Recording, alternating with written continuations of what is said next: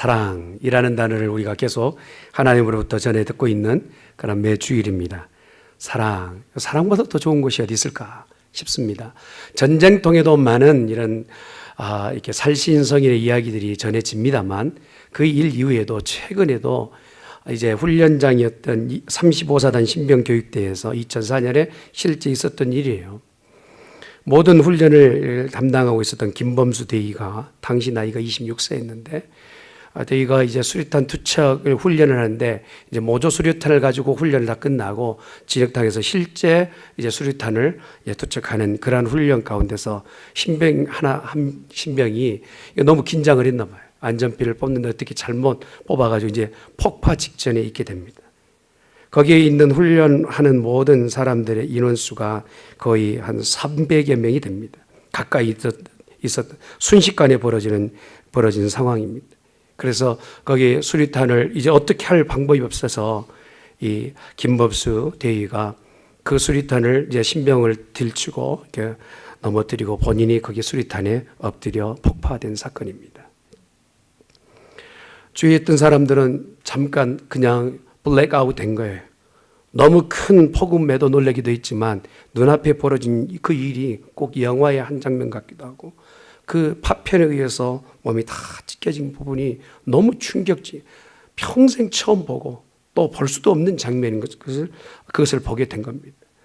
그렇게 정말 충격 가운데 있다가 이제 나중에 전체 이제 그 관할하는 이제 분들이 오셔서 다 이제 시신을 다 운구하고 가서 다 처우를 했는데 이 심장 쪽, 가슴 쪽에 이 수류탄을 그냥 자기가 안고 죽은 것으로 사망이 규정됐습니다. 그래서 10년이 지난 이제 시기가 되었을 때 2014년에 이 사람 김범수 대위를 추모하는 그러한 탑이 세워져서 지나는 사람들마다 그것에 대해서 또 회자하고 그렇다고 합니다.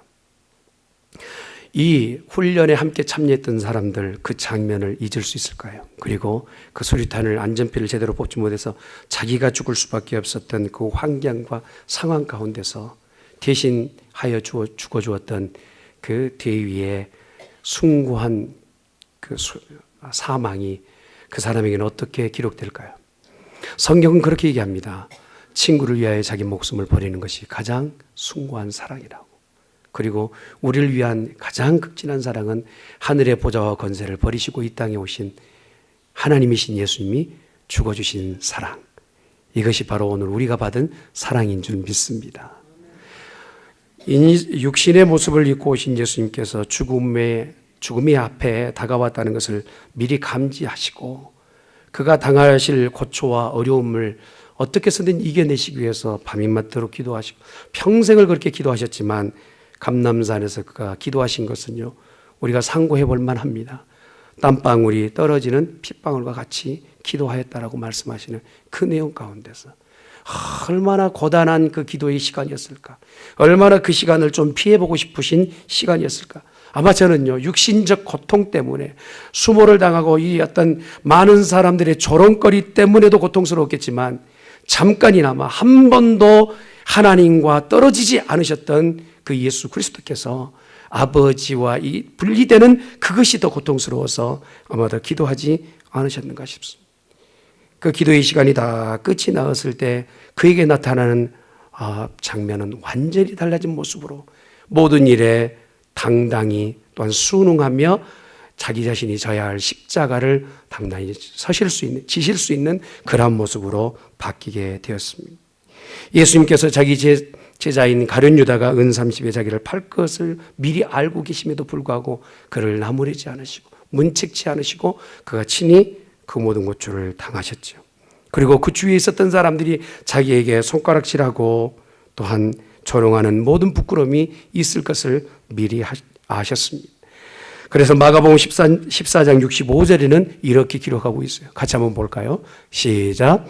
어떤 사람은 그에게 침을 뱉으며 그의 얼굴을 가리고 주먹으로 치며 이르되 선지자 노릇을 하라 하고 하인들은 손바닥으로 치더라. 오늘 본문의 배경이 되는 것은 이제 목요일 밤 금요일 새벽이 될 즈음에 예수님께서 기도가 다 끝난 다음에 가룟 유다가 예수님에게 다가와서 키스를 합니다. 그때 당시 제자가 선생님에게 키스를 하는 것은 가장 존경의 표현입니다. 그런데 가룟 유다가 지금 예수님에게 키스하는 것은 배반의 키스였어요. 그가 군호를 짜 이가 내 입술을 맞히는 자가 예수 그리스도라고 얘기를 해준 겁니다. 이미 그 군호를 짜 예수님을 팔 계획을 가지고 있었던 이 가룟 유다에 의해서 예수님께서 이제 많은 제사장과 종교 지도자들에 의해서 끌려가시게 됩니다. 그러면서 이제 제사장의 가야바의 집에 끌려가셔서 밤새 문책을 신문을 당하는 그런 장면이 있습니다. 그렇게 신문한다가 이제 그때 당시에 총독이었던 빌라도에게 끌려가시는 장면. 그때의 시간이 새벽 3시였어요. 여러분, 어떤 재판이 이렇게 갑작스럽게 이루어지고 그리고 새벽 3시부터 6시까지 이루어지는 이 재판의 결과를 보겠다고 말하고 있는 이 재판의 내용이 얼마나 불법적인 재판인지 우리가 금방 알 수 있음에도 불구하고 흥분한 군중들에 의해서 예수님께서는 참으로 짐승처럼 끌려다니시되 한마디도 자기 자신의 변호에 하지 않으신 예수님의 모습을 볼 수 있습니다. 그래서 당시에 요세푸스가 썼던 그 증거대로 말하면 로마 황제의 영상과 자기 자신의 이름을 새겨넣기 위해서 당시에 이 빌라도가 자기 자신의 어떤 이익 추구를 위해서 그렇게 혈안이 되어 있다가 이러한 문제를 만나게 되었다라고도 얘기를 합니다. 당시에 이 성전에 있었던 기병과 금딱지를 다 떼어서 자기의 사리사욕에 썼던 대표적 인물이 바로 본디오 빌라도였다라고도 얘기를 해요. 당시 유대 지역에서 10년 동안 이 총독 일을 보았던 본디오 빌라도가 10년 동안 거둬들인 이 어떤 그 재물적 부유함이란 이루 말할 수 없을 만큼 많이 모아들였어요. 그런데 이런 상황 가운데서 예수님의 이 재판을 하게 된 것입니다. 이가 유대인들과 이렇게 불편한 관계를 갖지 않으려고 발버둥 쳤던 것을 능히 이렇게 쉽게 알 수 있었던 것은 본문에 보면 그런 장면이 나옵니다. 15절에 기록된 말씀을 보면 그가 이제 그렇게 그 많은 사람들에게 마음을 편안하게 하기 위해서 결론을 그렇게 내렸다는 부분이 나옵니다. 오늘 기록되어 있는 말씀 가운데서 본디오 빌라도의 처지를 조금 설명하는 부분들을 이해하려면 그가 친히 이제 로마의 황제에게 썼던 빌라도의 보고서라고는 그 이제 서신을 보면 조금 더 이해할 수 있는데 지금은 이 그 보고서가 이제 성당 안에 이제 비치되어 있다고 하는데 그 내용 안에 이 빌라도의 얘기는 어떤 부분이냐면 이미 유대인들에게 자기의 힘을 과시기 위해서 로마에서 군을 파견하게 된 겁니다. 근데 파견된 군이 예루살렘 성 안에 특별히 성전을 다 이렇게 포위하게 돼요. 이런 부분에 대해서 유대인들이 굉장히 민감하게 반응합니다. 이방인들, 특별히 로마 군들이 이 성전 안에 들어올 수 없습니다 하고서 반발을 합니다. 그때 빌라도가 자기 가지고 있는 힘으로 그것을 밀어붙이려고 했는데 이스라엘 백성 전역에서 이 반란이 일어나는 거예요. 그래서 더 이상은 그것을 고집 피우지 못하고 1차적으로 반란해서 패합니다. 또 두 번째로 그 다음에 자기가 가지고 있는 권세를 가지고 성전 안에 마음껏 드나들 수 있게끔 그렇게 하고 거기에다가 로마의 기념물을 세우기 시작해요. 근데 두 번째 이 기념물을 세우는 일에서도 이스라엘 백성들이 크게 반란을 일으킵니다. 이 두 반란 가운데서 이스라엘 백성이 상당히 거기에서 살해되고 죽습니다. 그러니까 본디오 빌라도를 바라볼 때마다 이스라엘 백성들이 저가 살해한 이스라엘 백성의 피가 예루살렘 성전 안에 있다라고 해서 그가 무엇을 말을 해도 이렇게 탐탁히 여기지 않는 그런 분위기였어요. 근데 조금만 더 이제 자극하게 되면 예루살렘에 있는 이스라엘 백성들을 더 크게 자극해서 큰 반란이 일어나게 되는데 자기의 총독의 자리가 황제로부터 잘릴 수 있는 그런 상황이 벌어지고 있었어요. 그때에 이스라엘 백성들, 특별히 종교 지도자들이 새벽에 와서 문을 두들길 때 그가요, 너 안 돼, 지금은 아니야 라고 할 수 없는 그런 분위기. 새벽 3시라 할지라도 새벽 6시라 할지라도 그들이 찾아온 것에 대해서 그냥 순응할 수밖에 없는 그런 분위기에 그들이 가지고 온 내용은 무엇이냐? 예수 이 사람을 죽여야 되겠다라는, 아니 이미 자기들이 결정을 가지고 온 내용입니다. 그리고 자기 이제 본디오 빌라도에게 그냥 곧 가지고 망치만 두들겨 주면 된다라고 이렇게 결정한 사항으로 그들이 가지고 온 것을 볼 수 있습니다. 자, 우리가 읽었던 1절의 말씀을 한번 다시 봅니다. 시작.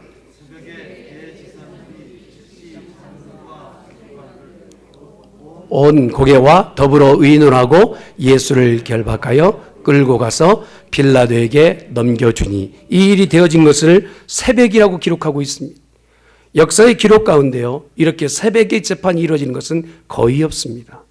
그럼에도 불구하고 이렇게 불법적 재판이 지금 본디오 빌라도에 의해서 이스라엘 백성들의 요청에 정말 마다하지 못하고 그렇게 재판을 열게 되었습니다.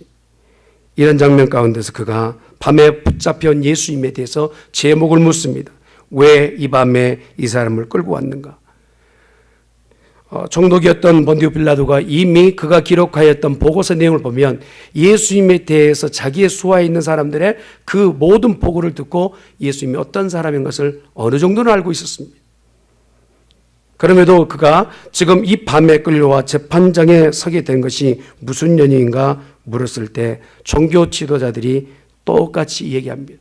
이를 죽여야 되겠습니다 라고 얘기합니다. 오늘날 시각에 보아도 이것은 이해되지 못한 일이지만 당시 로마의 법적으로는 이렇게 죄가 규명되지 않는 사람을 무조건 잡아 죽이는 것은 총독으로서는 불법한 일이에요.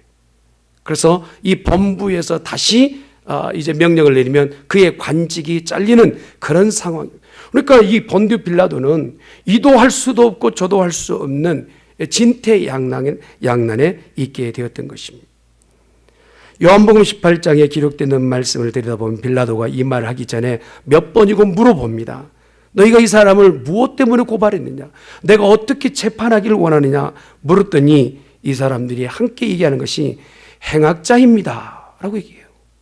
무엇을 악을 행했느냐라고 다시 물어봤더니 그냥 죽여만 주십시오 라고 얘기하는 참 얼토당토 않는 상황이 벌어진 거예요.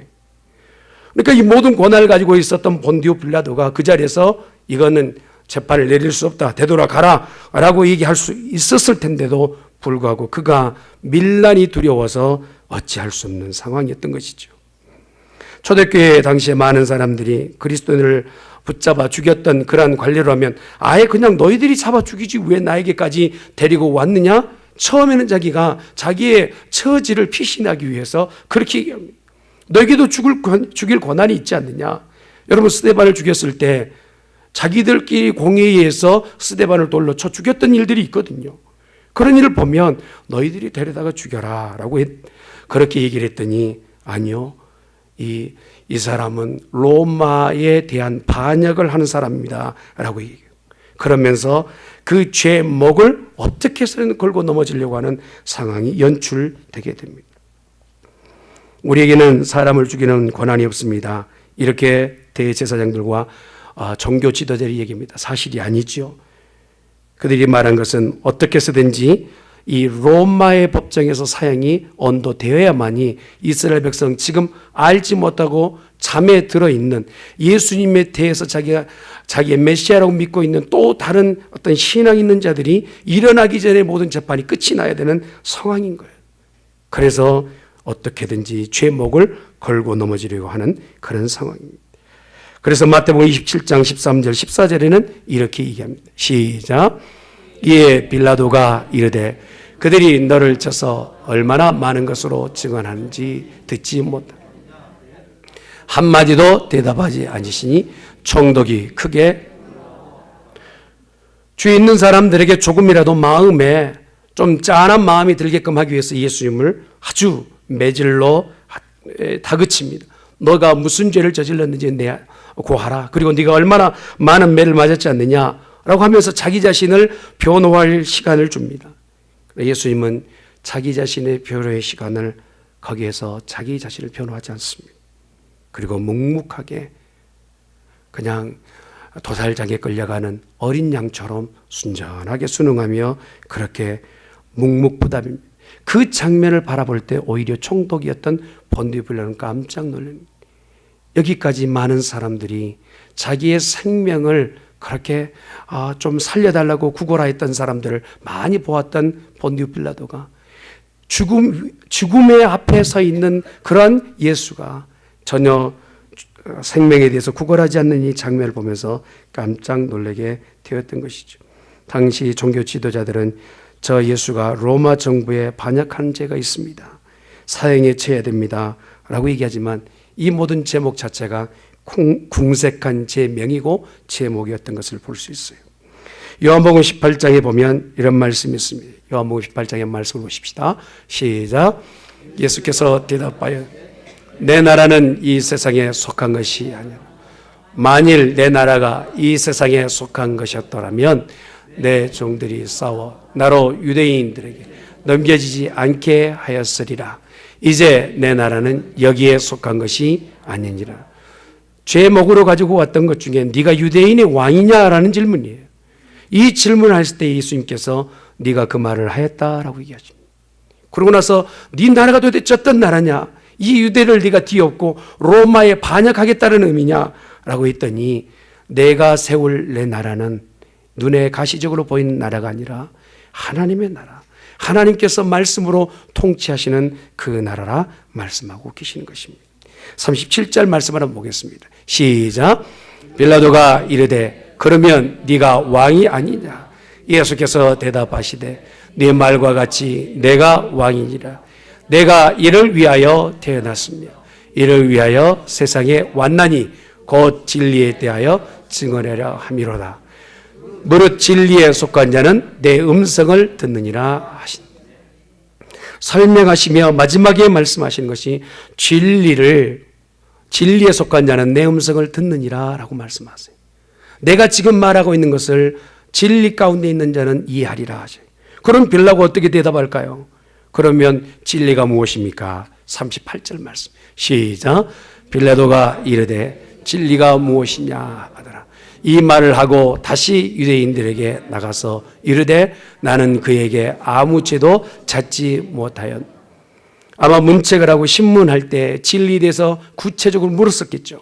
그리고 예수님께서 어느 정도 대답을 했을 겁니다. 그런데도 이 진리에 대한 부분을 깨닫지 못해요.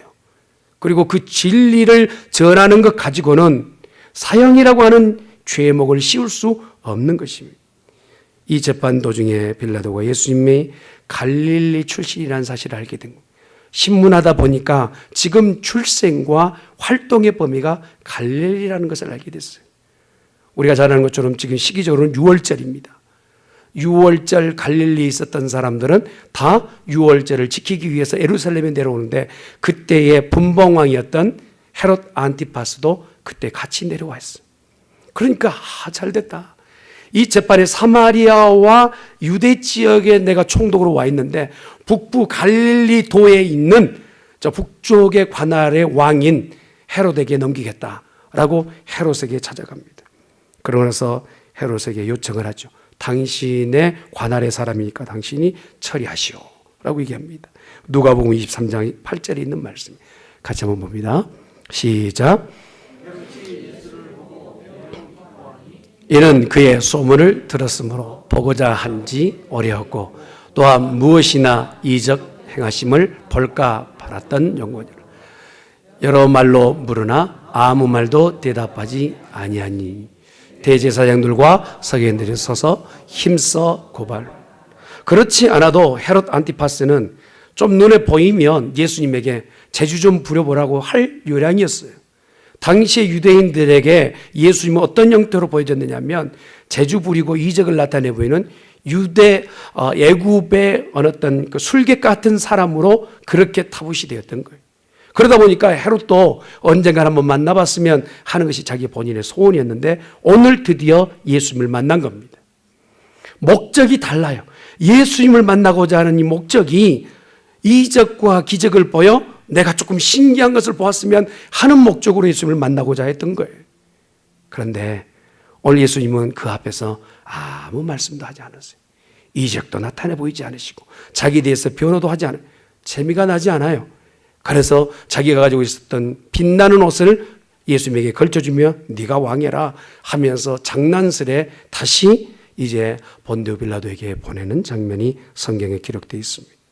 그러면서 놔줄 수밖에 없었던 것이 밖에서 외치는 지도자들이, 종교 지도자들이 예수님을 죽여라 라고 외치는 그 소리가 그냥 거북스러워서 예수님을 놓아줍니다. 누가복음 23장 11절에 기록된 말씀을 보면 시작.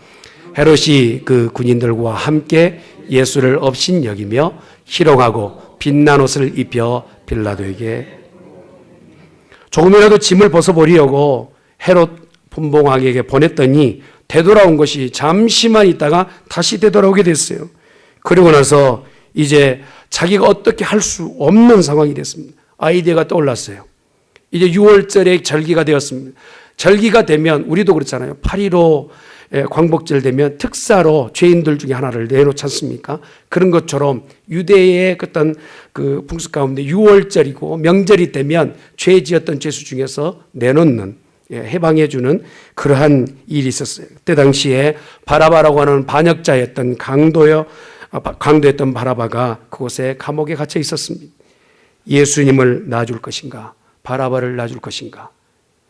당연히 지금 생각하기를 본디오 빌라도는 그래도 저렇게 극악한 강도인 바라바보다는 예수님을 내주십시오 라고 그렇게 군중들이 요청할 줄 알았어요.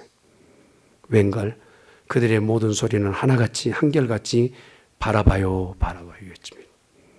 의외의 대답에 빌라도는 당황하게 됩니다. 그러면서 유대인들에게 그 제안을 예수님에 대한 내어놓기를 위한 것을 거부하게 됐을 때 바라바를 풀어주게 됩니다. 요한복음 18장 40절에 기록된 말씀을 한번 보십시다. 시작. 이 사람이 아니라 바라바라 하니 바라바는 강도였더라.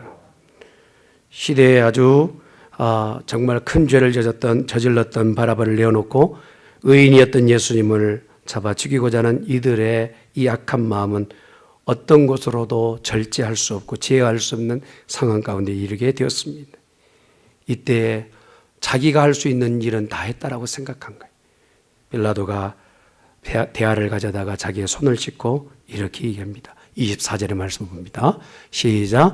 빌라도가 아무 성과도 없이 도리어 밀란이 나려는 것을 보고 물을 가져다가 무리 앞에서 손을 씻으며 이르되 이 사람의 피에 대하여 나는 무죄하니 너희가 당하라. 아무런 죄가 없다는 사실을 확인했어요. 몇 번이고 군중들 앞에서 선포합니다. 내가 죄를 찾지 못했다라고 말합니다. 여러분 마지막에 이 판결의 판결자가 누굽니까?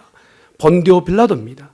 그럼에도 불구하고 그의 입술에서 거듭거듭 죄를 찾지 못했다라고 말하고 백성들 앞에서 이는 무죄한 자다라고 말했음에도 불구하고 그가 용단을 제대로 내리지 못하고 이 민중들에게 끌려다니는 장면은 성경은 이렇게 꼬집어 얘기하고 있어요. 15절 말씀을 봅니다. 그 다음 시작. 빌라도가 무리에게 만족을 주고자 하여 바라바는 놓아주고 예수는 채찍질하고 십자가에 못 박히게 넘겨주니. 우리 모두는요 누군가에게 만족을 주며 사는 사람, 그러한 인생들이에요. 어떤 이는 부모에게 만족을 주기 위해서 최선의 효를 다하는가 하면 자녀들에게 만족을 주기 위해서 없는 것, 나는 먹을 것, 입을 것까지도 아껴서 자녀들에게 공개하는 일들도 있어요. 그런데 오늘 이 본디오 빌라도는 백성들 밀란이 일어날까 봐 그곳에 무리들에게 만족을 주기 위해서 알고 있는 진리를 거스리고 이미 알고 있는 진실에 대해서 귀를 막아버리는 이러한 우매한 결정을 하게 됩니다. 그러면 오늘 이 본문의 말씀을 통해서 우리가 깨달을 것은 무엇인가? 하나님께서 각자에게 주시는 이 만족의 대상을 찾아서 그것만을 찾아갈 것이 아니라 오늘 참 만족은 예수 그리스도로 만족해야 되는 것을 우리에게 말씀을 주고 계세요. 한번 따라합시다. 예수로만 만족하겠습니다. 15절에 기록된 말씀대로 빌라도가 무리에게 만족을 주고자 해서 바라바는 놓아주고 예수는 채찍질하여 십자가에 못 박아 죽는 자리에 넘겨주었던 이것은 내 시각이 민중들에게 만족을 주기 위해서 거기에만 국한이 되어 있었다는 것입니다.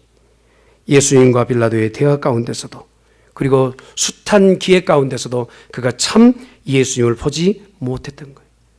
알고 있었고 판결만 하면 됨에도 불구하고 그가 그것을 외면하였던 것. 저 예수는 아무 죄가 없다. 요한복음 19장 12절에 기록되는 말씀처럼, 시작. 이러함으로 빌라도가 예수를 놓으려고 힘썼으나 유대인들이 소리질러 이르되 이 사람을 놓으면 가이사의 충신이 아닙니다. 무릇 자기를 왕이라 하는 자는 가이사를 반역하는 것입니다.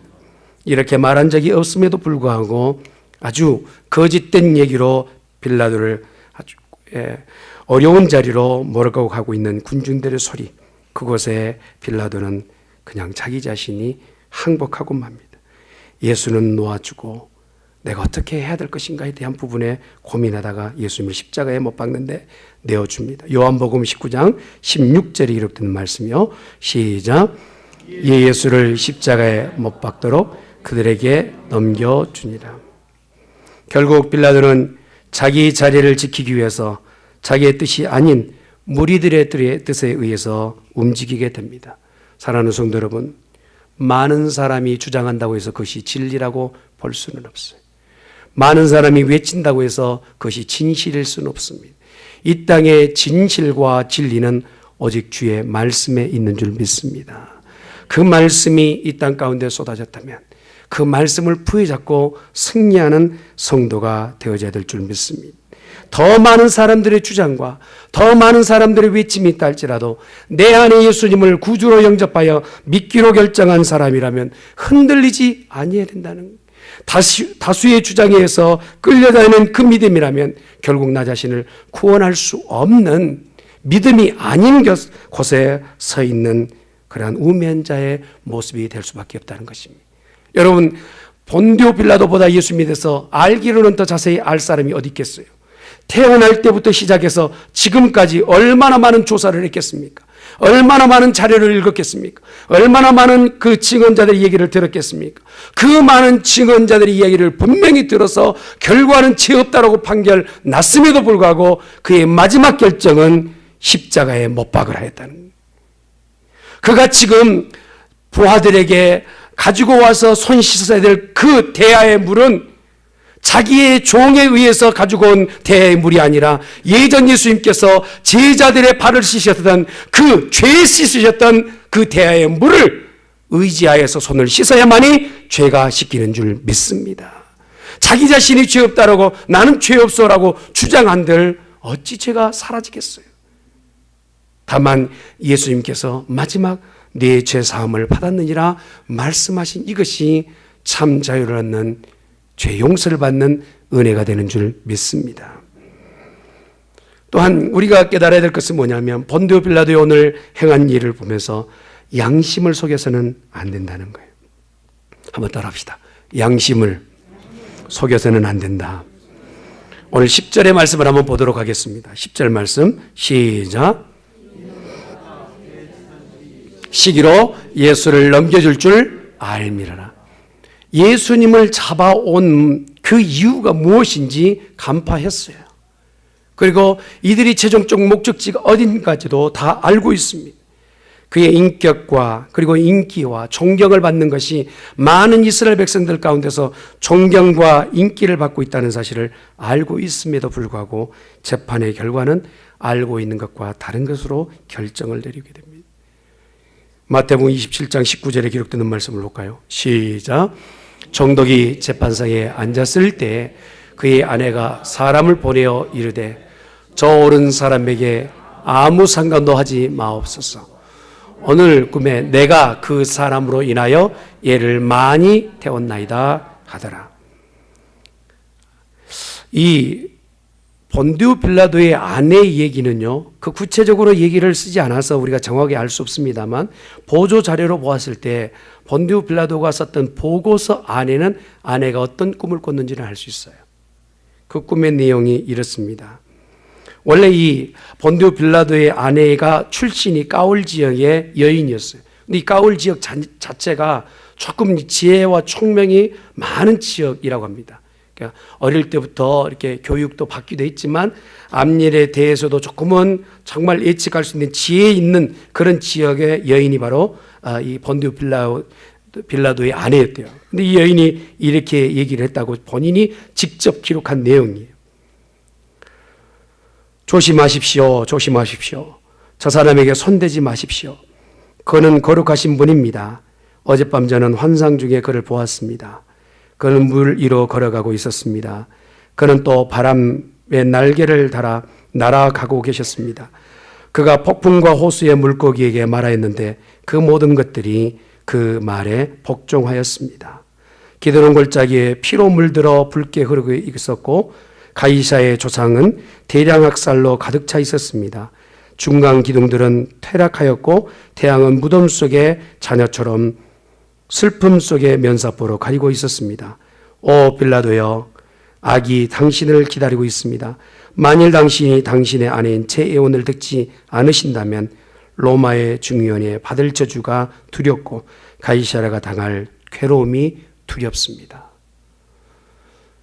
이 아내의 길다란 꿈에 대한 이야기를 들었음에도 불구하고 본디오 빌라도는 그 일에 모든 것을 다 뒤로 하고 최종적 결정은 예수님을 십자가에 못 박는데 내어줍니다. 그래서 도스토옙스키는 양심에 대해서 이렇게 얘기합니다. 양심은 인간의 내면에 들려주신 하나님의 음성이다. 우리 각자에게 들려주는 여러 다양한 양심의 소리들을 들려짐에도 불구하고 그것을 거부하는 자는 미련한 자라는 것이죠. 마태복음 27장 22절에 기록되는 말씀을 함께 보도록 합니다. 시작. 빌라도가 이르되 그러면 그리스도라는 예수를 내가 어떻게 하랴? 그들이 다 이르되 십자가에 못 박혀야 하겠나이. 그리스도라는 예수를 내가 어떻게 하랴? 여러분, 자기가 결정해야 되는데 백성들에게 묻고 있는 거예요. 그리고 최종적으로 알고 있는데도 그것에 대해서 결정 내리지 못하는 이 우유부단함. 오늘날을 살고 있는 성도들의 모습이 아닌가 싶어요. 사랑하는 성도 여러분, 예수님에 대해서 우리가 어느 정도 알고 있고 어느 만큼 고백하고 있습니까? 그리고 알고 있다고 해서 우리는 정말 예수님을 나의 구주로 영접하고 있습니까? 빌라도는 아는 데서 멈춰버리고 예수님을 못 박는데 내어주었다면, 사랑하는 성도 여러분, 내가 또다시 예수님을 못 박는데 내어주는 그런 미련한 행위를 하지 않는 지혜로운 성도가 되어지시기를 예수님의 이름으로 축원합니다. 내 삶이 무엇인가를 보여줘야 돼. 예수님이 죄 없으신 구주시라는 것이 내 삶에서 그대로 나와야 되고, 또한 예수님이 어떻게 사셨는지를 보여줄 수 있는 예수의 제자된 삶을 살아내는 우리 중앙교회 성도가 되시기를 예수님의 이름으로 축원합니다. 제가 이 설교를 준비하면서 본디오 빌라도의 보고서라는 내용을 보면서요, 참 이가 정말 신앙만 가졌더라면 얼마나 좋았을까라는 생각이 들어요. 복음서에 기록된 대로 그렇게 이 지혜가 출중했던 본디오 빌라도가 똑똑한 사람 아닙니까? 유대 지역에서요, 지금에 말하면 캘리포니아 LA 경찰청장이 된 거예요. 얼마나 사건 많고 사고 많은 그곳에 10년 동안 총독일을 보았으니 얼마나 이 지혜로운 사람. 그곳에 유대 지역에는 총독일이 아주 단기간에 다 끝이 나는데 10여 년 동안 총독 역할을 했던 본디오 빌라도 똑똑한 사람이죠. 그가 기록했던 보고서의 내용을 보면 소피아 성당에 그대로 지금 가지고 있는 이 자료들을 보니까 그 글귀의 내용이 참 복음서와 비슷해요. 그러면서 참 아쉬운 것은 뭐냐면, 이렇게 많이 알고 있었던 본디오 빌라도가 결국 자기의 결정 때문에 고민하다가 마지막은 요세푸스에 의하면 자살하고 죽다는 거예요. 마지막에는. 사랑하는 성도 여러분, 예수께서 십자가에 못 박혀 죽으신 것은 우리를 향하신 사랑의 메시지인 것을 기억하시길 바랍니다. 할렐루야. 그리고 우리는 이 마지막 때에 그 사랑을 가지고 살아내는 복된 성도가 되어야 될 줄 믿습니다. 빌라도처럼 또다시 재판장에서 예수님을 사형, 일하고 언도 내리는 미련한 자가 아니라 예수님을 내 마음에 모셔드리는 우리 가족들이 되시기를 주 예수 그리스도 이름으로 축원합니다.